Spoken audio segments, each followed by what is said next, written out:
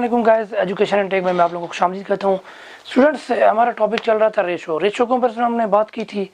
Equivalent ratio मैंने आप लोगों को बना के दिखाई। स्टूडेंट्स, मुख्तलिफ किस्म के और भी इसी टॉपिक के ऊपर मुख्तलिफ किस्म के क्वेश्चन मैंने आप लोगों से कराए थे। तो स्टूडेंट्स, आज जिसके ऊपर हम लोग बात करने जा रहे हैं वो स्टूडेंट्स ये है कि रेशो को इक्वल लाने के लिए स्टूडेंट्स मतलब मीन वैल्यू और एक्सट्रीम वैल्यू को किस तरह हम लोग सॉल्व करते हैं। तो प्रोडक्ट, ये मैंने क्वेश्चन लिखा है स्टूडेंट्स के, मैं एग्जांपल लिखूंगा। By using the method product of mean is equal to product of extreme, determine the following pair of ratio are in proportion or not. हमने सर स्टूडेंट्स ये देखना है कि ये जो हमें पेयर गिवन है ये प्रोपोर्शन में है कि नहीं है। मतलब ये इक्वल आते हैं तो प्रोपोर्शन में है, अगर इक्वल नहीं आते तो प्रोपोर्शन में नहीं है। तो मैं स्टूडेंट्स एक एग्जांपल लूँगा। ये 2:4 इज इक्वल टू 8:16। एक मैंने एग्जांपल लिया स्टूडेंट। अभी मीन और एक्सट्रीम स्टूडेंट किस तरह होते हैं, ये स्टूडेंट्स एक्सट्रीम और ये हो गया मीन। इनको आपस में हम लोग स्टूडेंट मल्टीप्लाई करेंगे। मल्टीप्लाई करने के बाद अगर इनका आंसर दोनों साइड पर सेम आया तो ये क्या हो जाएगा, प्रोपोर्शन में हो जाएगा, अदरवाइज ये नॉट होगा। तो ये extreme 2 multiplied by 16 which is equal to 4 multiplied by student 8। 2 को जब 16 से मल्टीप्लाई किया स्टूडेंट तो ये हो जाएगा स्टूडेंट 32। 8 को जब 4 से मल्टीप्लाई किया तो ये हो जाएगा 32, मतलब 4 8 32। तो ये स्टूडेंट्स इक्वल आ गए। सो ये क्या हो जाएंगे, प्रोपोर्शन में।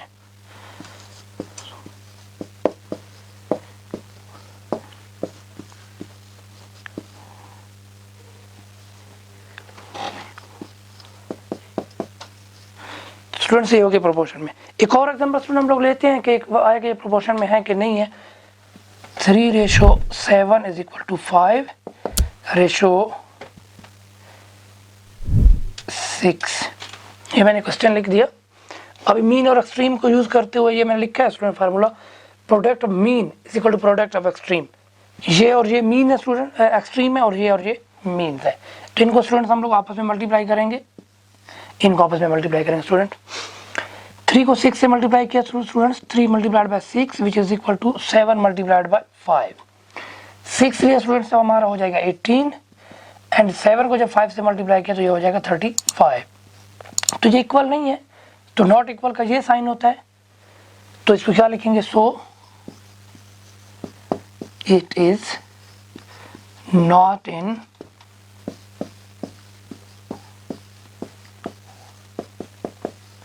स्टूडेंट्स। कोई क्वेश्चन आ सकता है इस तरह का, कोई को 4 वैल्यूज गिवन होंगी, पूछा जाएगा कि ये मीन और एक्सट्रीम का प्रोडक्ट यूज करते हुए इसको देखें कि प्रोपोर्शन में है कि नहीं है। तो उसको हम यूज करेंगे और देखेंगे। ये एक मैंने एग्जांपल दिया स्टूडेंट्स, ये इक्वल आ गया, और दूसरी एग्जांपल दी मैंने इक्वल नहीं आ गए स्टूडेंट्स। ये मैं रेस करूंगा अभी।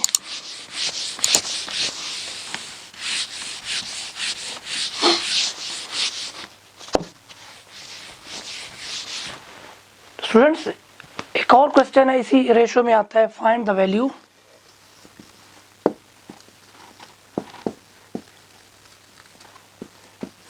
Of x y z up to सोर। कुछ भी आ सकता है स्टूडेंट्स, x y z मतलब अल्फाबेट्स कोई भी आ सकता है। आपसे पूछा जा सकता है कि मतलब इनकी वैल्यूज फाइंड करो।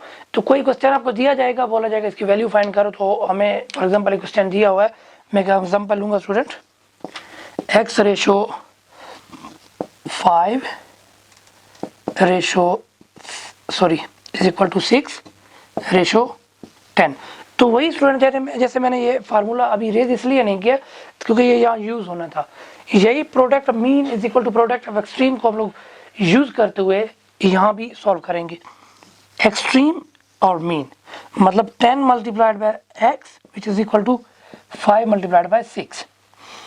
इसको इससे मल्टीप्लाई किया, इसको इससे मल्टीप्लाई किया, स्टूडेंट ये हो जाएगा 10 multiplied by x which is equal to 5 6 30। ये आ गया स्टूडेंट। अभी क्या करना है, हमें सिर्फ x की वैल्यू चाहिए ना, find the value of x y z। तो यहाँ हमारे पास x है तो x की वैल्यू फाइंड करनी है।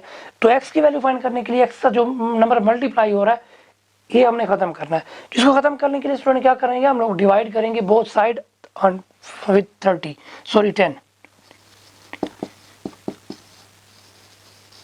Dividing 10 on both side, BS both side.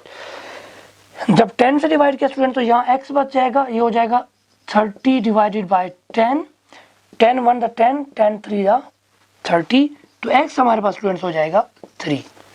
तो ये हमारे पास x की वैल्यू आ गई 3। तो कोई और भी क्वेश्चन आपसे पूछ सकता है y का, मैं डिफरेंट एग्जांपल यूज करूंगा student. Example number 2, 2:5, 2 divided by 5 y which is equal to 1/7 ratio 1/3। ये मैंने अपनी तरफ से एक एग्जांपल दे दिया, तो आपने इसको सॉल्व करना है स्टूडेंट्स। मीन और एक्सट्रीम का फार्मूला यूज करते हुए इसको हम लोग सॉल्व करेंगे स्टूडेंट। ये थोड़ा सा मैं रेज करूंगा ताकि हमें क्वेश्चन करने में आसानी हो। तो इसको इससे मल्टीप्लाई करेंगे स्टूडेंट, ये हो जाएगा 2/5 multiplied by 1/3 which is equal to y multiplied by 1/7। तो स्टूडेंट्स इसको इससे मल्टीप्लाई करेंगे, इसको इससे मल्टीप्लाई करेंगे, ये हो जाएगा 2 divided by 15 which is equal to y multiplied by 1/7।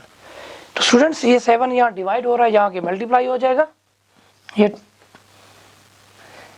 2 divided by 15 student multiplied by 7 which is equal to y multiplied by 1। तो 1 को मल्टीप्लाई करें स्टूडेंट, जिसकी चीज वैल्यू नंबर से भी मल्टीप्लाई करें हमारे आंसर वही वैल्यू आती है। तो इसको इससे स्टूडेंट मल्टीप्लाई करेंगे, इसके नीचे 1 है तो इसको इससे मल्टीप्लाई करेंगे, तो ये हमारे पास स्टूडेंट बच जाएगा 14/15 which is equal to y। So हमारे पास y की वैल्यू भी आ गई। मैंने डिफरेंट जो एग्जाम्पल यूज किए हैं, यहाँ सिंपल नंबर था स्टूडेंट, इसको मैंने x फाइंड किया, यहाँ अपान की शक्ल में, मतलब 2/5, 1/3, 1/7 को यूज करते हुए मैंने क्वेश्चन किया। यही नंबर यहाँ भी आ सकते थे, कोई फर्क नहीं पड़ता है, ये नंबर यहाँ, ये वो नंबर वहाँ, फर्क नहीं पड़ता है। मैंने चेंज करके इसलिए किया क्योंकि मैं यहाँ 3 नंबर की वैल्यू फाइंड करना चाहता हूँ। इसको भी स्टूडेंट मैं रेज करूंगा z को सॉल्व करने के लिए। तो हमारी तीसरी एग्जांपल होगी स्टूडेंट्स वो z को फाइंड करने के लिए। तो z को फाइंड करने के लिए स्टूडेंट्स मैं एक पॉइंट में नंबर लूंगा, तो 5.2 students ratio 3.9 which is equal to 1.5 ratio z। ये मैंने एक एग्जांपल लिखी है स्टूडेंट। तो वही मीन और एक्सट्रीम का फार्मूला लगाते हुए हम लोग सॉल्व करेंगे। ये मीन है स्टूडेंट और ये क्या हमारे पास एक्सट्रीम है, तो ये हो जाएगा which is equal to 5.2 multiplied by z which is equal to 3.9 multiplied 1/5। तो हमने स्टूडेंट्स z की वैल्यू फाइंड करनी है, जैसे कि x y हमने फाइंड किया था, इसको भी हम लोग फाइंड करेंगे। तो z को वैल्यू फाइंड करने के लिए डिवाइड करेंगे, डिवाइडिंग 5.2 ऑन बोथ साइड, बी है स्टूडेंट्स बोथ साइड, इसे कंफ्यूज नहीं होना है, शॉर्ट में लिखा है। तो ये हो जाएगा z which is equal to 3.9 multiplied by 1.5 divided by 5.2। तो स्टूडेंट्स इसको इससे मल्टीप्लाई करेंगे, मल्टीप्लाई करने के बाद जो आप लोगों का आंसर आएगा स्टूडेंट्स उसको डिवाइड करेंगे 5.2 से। आंसर को 5.2 से जब आप लोग डिवाइड करेंगे देन आप लोगों का एक आंसर आएगा, z इज इक्वल टू कोई भी आंसर आएगा, सिर्फ मल्टीप्लाई करना है 3.9 को 1.5 से। इनका जो आंसर आएगा स्टूडेंट्स, इनका इसको आप लोगों ने यहाँ पुट कर देना है। पुट करने के बाद जो आंसर होगा उसको 5.2 से डिवाइड करना है, उसको डिवाइड करने के बाद हमारे पास एक आंसर आएगा, वो आंसर होगा। तो मैंने 3 डिफरेंट एग्जांपल दिए आप लोगों को x y z को फाइंड करने के लिए रेशो में। ये क्वेश्चन स्टेटमेंटल क्वेश्चन भी आ सकता है, ये भी पूछ सकता है, कोई भी वैल्यू आपको दी जाती है, बोला जाता है find the value of x, find the value of b, find the value of c, कोई भी नंबर आ सकता है स्टूडेंट्स।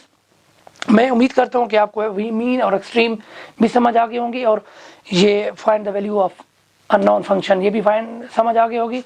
बस हमारे YouTube चैनल को सब्सक्राइब करें और बेल आइकन को ज़रूर दबाएं ताकि हमारी हर नई आने वाली वीडियो आप तक पहुंच सके।